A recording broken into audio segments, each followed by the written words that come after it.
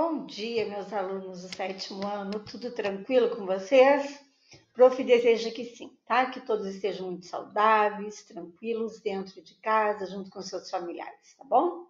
Bom, hoje nós vamos dar continuidade, então, ao capítulo 7, tá? Lembrando que a prof havia deixado umas atividades para vocês, né, na aula anterior, e que daí, na próxima aula, nós vamos estar fazendo a correção, beleza? Assim a gente termina esse capítulo hoje.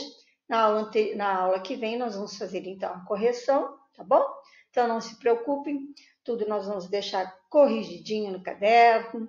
Aqueles que ainda não tiveram tempo de fazer, vão fazendo, vão me mandando no privado, certo? E depois, no final, nós vamos fazer a correção, tá bom? Então, é isso aí. Hoje nós vamos falar, dá mais um zoom aqui. Deixa eu ver. Movimento artivista. Vejam bem, não é ativista, é artivista, como a gente vem falando agora. Hoje, então, nós vamos entrar na questão do hip hop, que vocês já devem conhecer, né? É um movimento artístico que, em sua essência, está ligado a questões políticas e sociais. Ele surgiu na década de 1970, na cidade de Nova York, em comunidades de afro-americanos e também de imigrantes jamaicanos e latinos, né? Nascidos na periferia de uma metrópole. O hip hop logo assumiu uma postura crítica, fazendo denúncias sociais em reivindicação por meio da arte. Vocês vejam como a arte tem poder, né? Isso é muito importante vocês terem em mente, que a arte transforma não só vidas, mas ela divulga, ela mostra de uma forma diferente o que há um sentimento, né? Sentimento pode ser todos os tipos de sentimento e principalmente as reivindicações que cada ser humano, as pessoas têm em relação ao mundo em que vivem, beleza? No início, o movimento era visto como modismo, mas foi ganhando forças graças à sua expressividade e atitude crítica. O rap, que é a expressão musical do hip hop. Quem gosta de rap? Depois a gente vai fazer uma pesquisa de gêneros musicais que vocês gostam aí na turma, tá bom? Aquela rodinha, eu sei que vocês, sétimo ano, gostam muito de escutar música, né? Então nós vamos fazer um giro na nossa sala, uma roda lá, para saber quais são os tipos de música, de gêneros preferidos. Vocês sabem que eu tenho minha opinião sobre alguns funkzinhos da vida aí. Mas, enfim, a gente tem que ter respeito, né, pelas pessoas, respeito pelos que elas pensam, né, e também respeito pela sua musicalidade, né? Então, nem todo mundo gosta das mesmas coisas, nem todo mundo enxerga as coisas com os mesmos olhos, porque somos indivíduos, né? Somos pessoas únicas nesse mundo de Deus, tá bom? Então, vamos lá. Vamos conhecer a seguir alguns elementos do hip hop. Rap vem do inglês rhythm and poetry. Professor de inglês, me perdoe. Teacher, perdoe. Significa literalmente ritmo e poesia. É um gênero musical no qual as letras e as batidas rítmicas costumam ser elementos mais importantes. Tem muito rap, né, gente? Aqui no Brasil, alguns assim que passam uma história bem interessante. As letras são muito interessantes, né? Então vale a pena a gente dar uma pesquisadinha aí, beleza? Então, o rapper Taíde, que nasceu em 67, foi um dos primeiros a gravar suas músicas no Brasil, acompanhado do seu parceiro DJ Rum. Ele também integrava um grupo breakdance chamado Backspin. Nossa, meu inglês tá feio. Vamos lá. Então, aqui mostra a foto do rapper Taíde durante um evento na cidade de São Paulo em 2018. Aqui. Breakdance. Aquelas danças, né, gente? Nossa, eu acho incrível essas danças assim, né? Esse povo que se enrola, se joga, meu Deus. É incrível. Também conhecido como breaking, né? É um estilo de dança com movimentos acrobáticos feitos pelos chamados bad boys, homens, e bad girls, mulheres. As danças podem assumir o formato de batalhas, nas quais os participantes se alternam em movimentos rápidos, com paradas, giros usados todo o corpo. Alguém já viu uma batalha dessas? Né? Se não ao vivo, pelo YouTube, com certeza, vocês já viram, né? Então, em alguns clipes, né? Então, é bem interessante essa dança. E há escolas, há academias que ensinam, né, esse tipo de dança, né?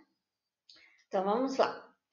DJ é a abreviação para disc jockey, né? É a pessoa responsável por manipular músicas eletronicamente, né? Realizando espécies de colagens com trechos sonoros. São eles que criam a base rítmica para o rap. O artista barbadiano Grandmaster Flash, de 58, foi um dos primeiros DJs a ganhar grande notoriedade. Ele foi um dos primeiros também a conceituar o termo hip hop, tá? Então, vocês conhecem também alguns DJ? Com certeza conhecem. Tem aquele bem famoso lá dos Estados Unidos, Marshmello, né? Que usa aquela máscara de marshmallow mesmo. Não sei se alguém já viu o rosto dele, mas enfim, você sabe me informar muito mais sobre isso. O modo de vestir, né? Então, tudo vocês veem que tem uma indumentária, né, gente? Tudo vem junto, é um estilo composto, né? Não é só um som, uma música, tem uma performance que é a dança, né? E também tem um estilo próprio de se vestir. Então, o modo de vestir é outra característica marcante da cultura do hip hop. As roupas largas, o tênis, deixando os passos de breakdance mais livres, e a bandana e o boné facilitam os movimentos de giro com a cabeça. Joias e correntes muitas vezes são acessórios característicos do movimento. Bom, vocês devem conhecer bastante, né? Alguns deles aí, porque eu sei que eu já ouvi vocês escutando por aí. Mas vamos lá, então aqui. Realmente, para fazer esse tipo de dança, tem que ter roupas largas, né, gente? Não tem como ser roupas coladas no corpo, né? Porque dificulta os passos e todos aqueles trejeitos lá que eles fazem, né? Homem com roupa típica da cultura hip hop. Vejam a calça mais larga, né? Todos os adereços, né? Enfim. Vamos lá. O termo MC significa... Olha só.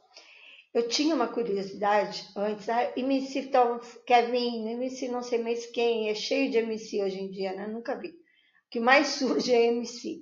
Mas o que significa esse termo? Vocês já sabiam? Bom, então esse termo significa mestre de cerimônias e refere-se ao artista que comanda um evento, interage com o público. A figura do MC surgiu na cultura hip hop. Atualmente faz parte também do funk brasileiro. Esses MC aí que eu tô falando, MC Kevinho, MC não sei mais o que, né? Que cada dia é uma onda de MC por aí, né? Então, surgiu dentro do hip hop. Vejam só. Então, essa questão do MC surge dentro de um outro ritmo, né? Existem também chamadas batalhas de MCs, em que o MC se desafia no improviso de rimas. Vocês já viram isso? Eu já escutei com a minha filha algumas batalhas. Tem umas bem, nossa, pesadas, mas outras que são bem expressivas, assim, formas que eles usam um tema, e o tema não é tão pesado, não tem aquelas baixarias, enfim, né? Mas são maneiras de se expressar. Então, como eu disse, a gente tem que...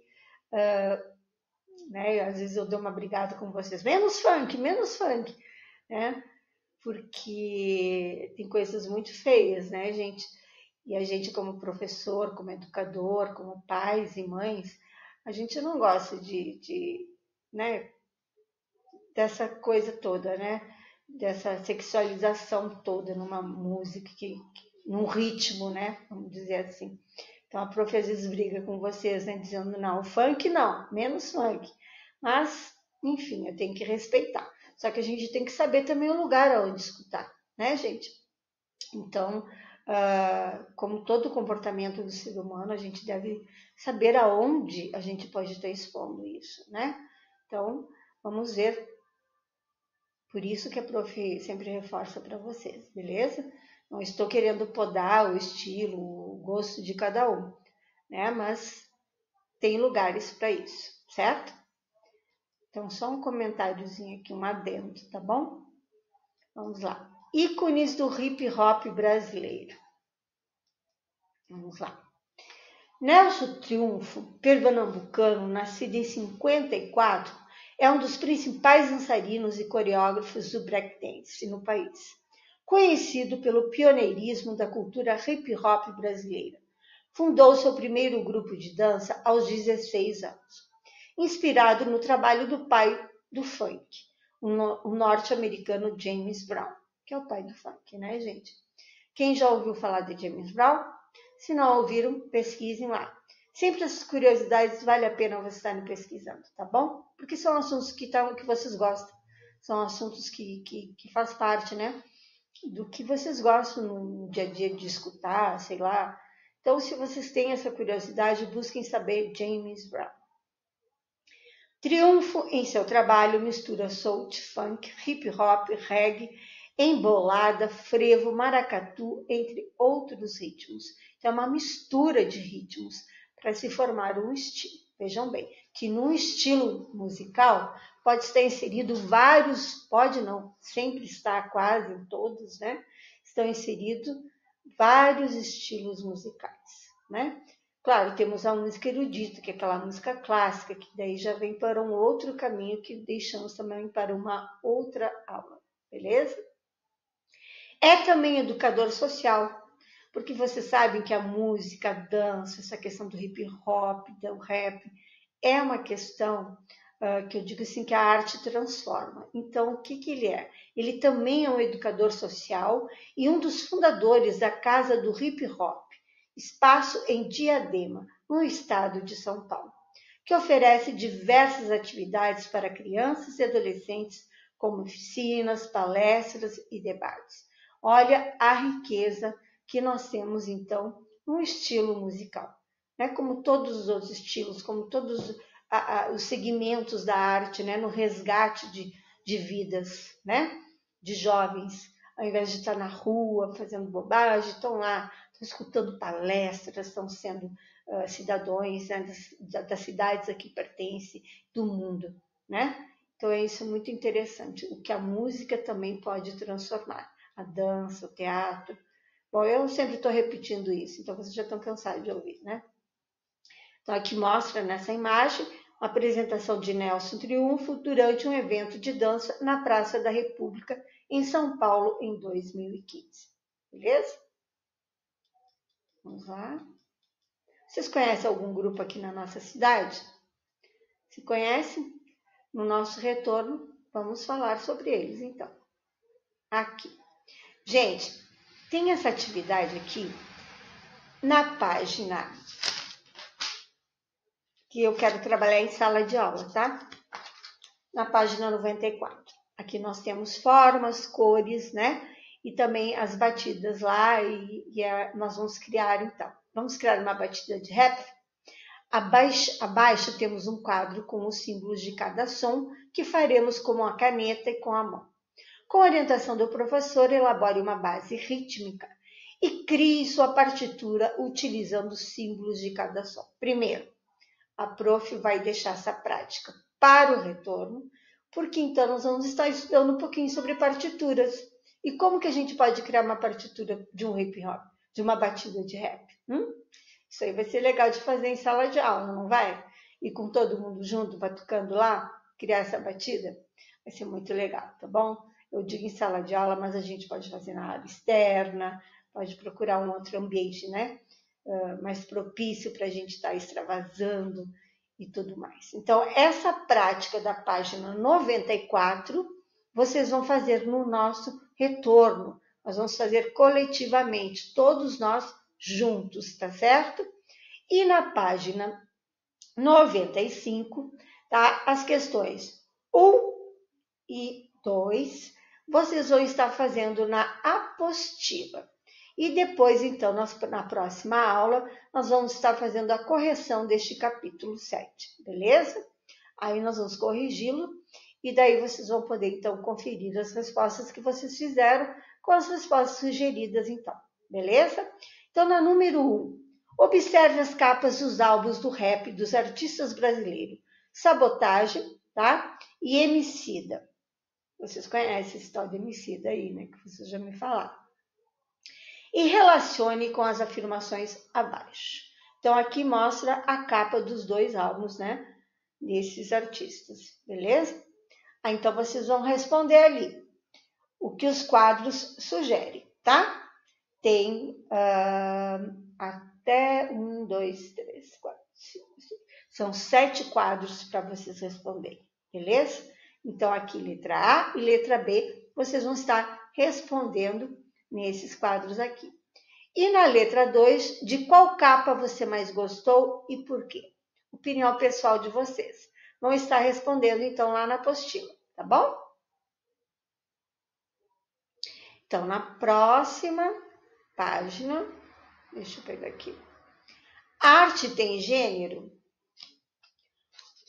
Vamos lá, tem sim, né, gente? Vamos ver. A arte tem gênero? O coletivo de artistas Guerrilla Girls começou suas atividades em 1985, na cidade de Nova York. Esse grupo de ativistas confronta com ironia e humor principalmente os preconceitos de gênero, tá? Que hoje tem sido muito falado, muito difundido, né? E vejam, começou em 1985. As integrantes da Guerrilla Girls escolheram manter suas identidades desconhecidas. Por isso, usam máscaras de gorilas, pseudônimo, né, das artistas já falecidas, como Frida Kahlo. Gente, Frida Kahlo foi uma grande artista mexicana, muito ativista, né? Que tinha essa questão da luta dos preconceitos de gêneros, né? E tudo mais, a questão do país, a situação em que vivia o país. Uma artista muito, muito, muito importante dentro dessa história de gêneros aí, tá? E ela nasceu em 1907 e faleceu muito nova, em 1954. Ela sofreu grandes traumas na vida, tantos físicos, né? Mas isso é um filme para vocês assistir mais à frente, para ter esse compreendimento de Frida Kahlo, beleza? Ou quem tiver curiosidade, mas mesmo assim, eu acho que no momento vamos deixar a Frida lá para o 8º ano, quem sabe? Vamos lá. Então, essas máscaras são pseudônimos de artistas já falecidas, como a Frida Kahlo e Tina Modotti, tá? Que morreu, essa já é mais antiga, de 1896, que faleceu em 1942. No trabalho mais conhecido do coletivo, são questionados os baixos índices da participação de mulheres em exposições de artes. Por exemplo, a Frida Kahlo só fez uma exposição, ela era uma artista considerada expressionista, mas para mim ela estava mais para um expressionismo misturado com surrealismo, mas quando a gente for estudar os estilos, os gêneros artísticos, vocês vão analisar essas obras, tá bom? Então, nesse período, a Frida Kahlo é uma que sempre pintou, porque ela sofreu um acidente, então ela vivia acamada há muitos anos, então ela pintava muito. Ela só conseguiu uma exposição na vida, sabe? Durante toda a sua vida, ela só conseguiu uma exposição, que foi a última em que ela foi, né? Pouco antes de sua morte, que inclusive ela foi levada na própria cama para sua exposição, tá? Então, gente, isso é uma história que eu vou contar mais tarde para vocês. Então, assim, papel das mulheres, né? Aqui a gente vai refletir sobre isso também. Então, no trabalho mais conhecido do coletivo, são questionados os baixos índices da participação de mulheres em exposições de arte. O cartaz "As mulheres precisam estar nas ruas para entrar no museu" é o resultado de uma pesquisa realizada no Museu Metropolitan, em Nova York. Nova York.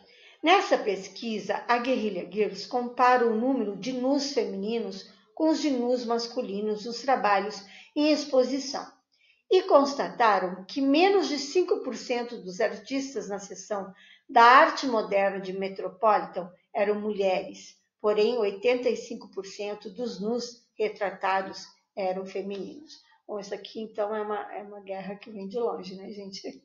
Desde sempre, né? A questão da mulher na sociedade. Numa atualização desse trabalho para a mostra do Museu da Arte de São Paulo, no MASP, o cartaz apresenta uma recriação da obra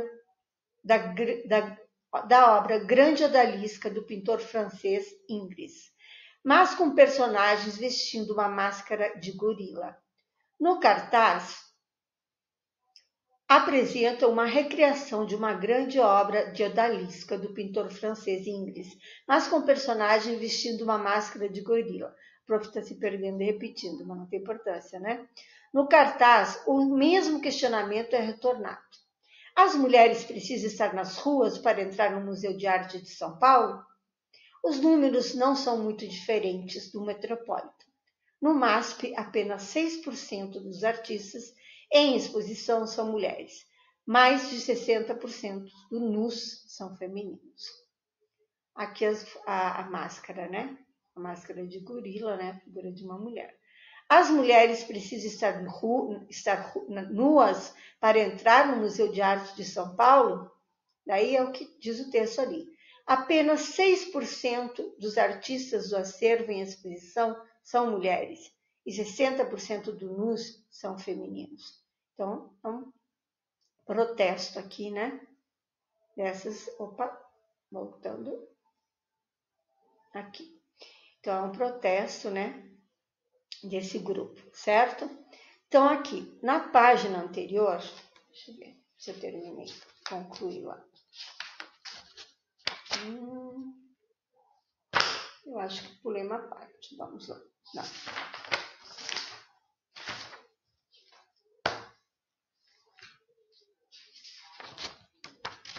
Então, vamos lá. Então, gente, eu acho que, tenho certeza, agora vendo aqui, que depois... Não, um pouquinho. Depois esse aqui, eu acho que eu pulei essa parte aqui. Arte de gênero, não, 96, 95, deixa eu ver que página é essa, só um pouquinho, perdão.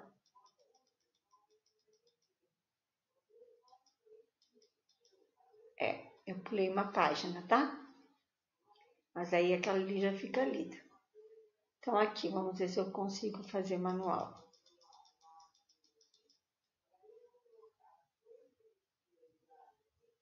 Engraçado, aqui não está aparecendo no livro digital.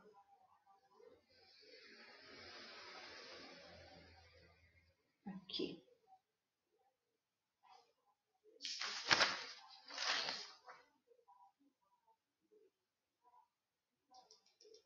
Engraçado. Ó, ele pula, ele não está indo lá na página anterior, na 96, tá?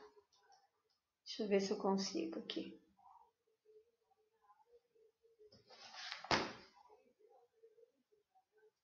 Tá diferente aqui, mas enfim. Gente, no livro de vocês, aqui no livro digital, nós temos arte tem gênero, que não consta no livro de vocês, que é essa parte que a prof está lendo aqui, tá? Vocês vão ter que ler a página 96, tá? Que é a arte produzida pelas mulheres. Então, a arte de gênero, 96, 97, não consta na apostila, tá? Só consta no livro didático, tá bom? Então, a arte produzida pelas mulheres. Eu vou ler então para vocês, que vocês vão acompanhar lá na página 96, tá bom? A arte que vem anterior a essa que nós estamos, que a prof acabou de ler com vocês, é a 96 que não consta no livro de vocês, mas consta no livro aqui no livro digital, tá bom? Então eu vou ler aqui para contribuir, então fica uma contribuição, a arte tem gênero, mas nós vamos então ler lá na página 96, a arte produzida pelas mulheres, que só troca o nome ali, né, gente? É isso aí. Troca o nome, tá? E troca também a imagem, tá? Então, o texto é praticamente o mesmo, tá? Das grandes odaliscas. Há muito tempo os cartazes são usados como uma forma de manifestação para expressar algum tipo de pensamento, como forma de influenciar ou instruir as pessoas em prol de algo. Veja o exemplo a seguir que simula o antigo cartaz feminista. Bom, gente, vocês aqui possuem, tá, o mesmo texto, tá? Só lá da página 99, gente, que isso? Não, o livro está equivocado. Mas, enfim, vocês possuem o mesmo texto que está lá na página 96, tá? Só que com outro título. No livro de vocês, na apostila, vocês vão encontrar o título assim: A arte produzida pelas mulheres. E aqui, a Prof. leu, a arte tem gênero, tá? Que se refere a mesmas questões, beleza? Acho que no livro digital pulou alguma página, mas aqui na apostila segue normal. Então aqui, ao invés de ter um cartaz, né, que vocês têm lá uma mulher fazendo aquele gesto, mostrando força, tem esse cartaz aqui, tá bom? Mas é a mesma questão, tá? Difundida, então, por esse grupo da Guerrilla Girls, tá bom? E a atividade prática da 97 é a mesma, beleza? Que vocês então vão realizar lá na página, no caderninho, na apostila, certo? Vocês vão ler aqui que diz assim: o cartaz é uma peça gráfica importante de comunicação visual. Sua criação para transmitir a mensagem pretendida e alcançar o maior número de pessoas possível. São necessários alguns elementos de acordo com a peça gráfica da página anterior. Assinale os elementos fundamentais para criar um cartaz que comunique bem uma ideia. Eu só vou verificar aqui se as respostas são as mesmas. São. Então, tanto esse cartaz como o cartaz que está sugerido lá no livro, na apostila, vão dar as mesmas respostas, tá bom? Então, aqui, essa prática nós vamos fazer no nosso retorno, beleza? Faça um levantamento de problemas relacionados à sua cidade, como poluição de rios, destruição de prédios históricos, asfaltos esburacados, a falta de área verde, prédios públicos abandonados, entre outros temas pertinentes. Em grupo, selecione um dos assuntos e debatam a questão a fim de chegar a um posicionamento sobre o tema que considere importante informar, argumentar ou questionar. Em seguida, elabore um cartaz para chamar a atenção para o assunto. Isso também nós vamos fazer no nosso retorno, que daí a gente vai montar grupos e escolher temas, tá? Lembrando a vocês que aqui no livro virtual da Prof, o tema continua o mesmo lá da página 96 que vocês têm lá, só o que muda, gente, é este cartaz aqui, tá? Que lá vocês têm um símbolo de uma mulher, né? Mostrando a força do empoderamento feminino. E aqui mostra um outro tipo de cartaz. Talvez eles tenham mudado na hora da impressão, né? Dessa imagem, tá? Para não mostrar talvez esse nu aqui, mas enfim. Vocês têm aquela figura da mulher, mas o conteúdo é o mesmo, tá bom? Qualquer dúvida me procure, certo? Mas como vou reprisar, o conteúdo é o mesmo. Só o que muda é o cartaz, mas as respostas vão continuar sendo as mesmas, tá bom? Então é isso, gente. Essa prática a gente vai deixar para o retorno, tá bom? Então lá, aqui. Cidadania no dia a dia. Achei estranho também isso, tá? Me desculpe, mas a gente vai verificar depois. Mas como eu disse, só muda o cartaz, tá? Talvez o cartaz, eles, da hora da impressão, acharam meio forte para o 7º ano e colocaram a figura daquela mulher, que eu também achei bem mais interessante. Mas enfim, tá bom? Para a idade de vocês está mais apropriada aquela imagem. Mas então, vamos seguir em frente. Ao ouvir falar em grafite, stencil ou arte de rua em geral, é bem provável que muita gente pense que essa produção é feita apenas por artistas jovens. Mas o projeto Lata 65 nos faz repensar essa ideia. Desde 2012, ele transforma idosos em grafiteiros nas ruas de Portugal. Olha que legal, gente! A cidade de São Paulo também já viveu essa experiência. Em 2015, o projeto chegou ao Brasil para realizar oficinas de arte urbana para o mesmo público, dizendo não ao preconceito contra os mais velhos. Então é uma luta não só de gênero, é de gêneros, né? De todas as formas, né? A grafiteira Lara Seixo Rodrigues, nascida em 1979, é responsável pela criação desse projeto, que aproxima gerações, reocupa a cidade por meio da arte e oferece novas motivações para os idosos. A gente nunca deve esquecer das pessoas mais idosas, né, gente? Hoje, ainda mais nessa pandemia, né? Mais cuidado, mais atenção, mais carinho. Mas olha que interessante que esse projeto trouxe para o nosso país, né? De interagir, né? O antigo com o novo. Porque você sabe que as pessoas mais experientes têm muito a nos ensinar, né? Talvez aquela que não tenha nem estudo, mas a cultura que a gente já nasce nata, né? A história de vida das pessoas é muito grandiosa, que a gente não aprende também em uma sala de aula, em livros, aprende vivendo, tá certo? Então vamos lá. Aqui. Olha só que lindo. O muro grafitado por idosos por meio do projeto Lata 65. Extraterra em Portugal. Extraterra, como é que se chama? Não é Extraterreja Portugal, Extraterreja Portugal, que seja, né? Que sabe que o língua portuguesa de Portugal, eles têm mais um puxadinho aí, né? Que não é bem como a gente fala, né? Aqui, idoso praticando grafite pelo projeto Lata em 65, em São Martinho da Cortiça, em Portugal. Bom, então agora nós temos as letras A e B, que vocês vão responder lá no caderno de desenho, tá? Em sua opinião, na letra A, que benefícios um idoso pode ter a participar de um projeto como este? B. De que maneira a arte pode contribuir para valorizar os idosos? A valorização dos idosos? Então, gente, vamos refletir sobre isso, sabe? É melhor uma pessoa mais idosa estar produzindo, interagindo, do que numa cama doente, não é? Então, é isso que a gente quer. A gente quer longevidade, a gente quer viver mais e com qualidade. E a arte proporciona isso para todos nós, seres humanos. É só a gente querer, tá bom?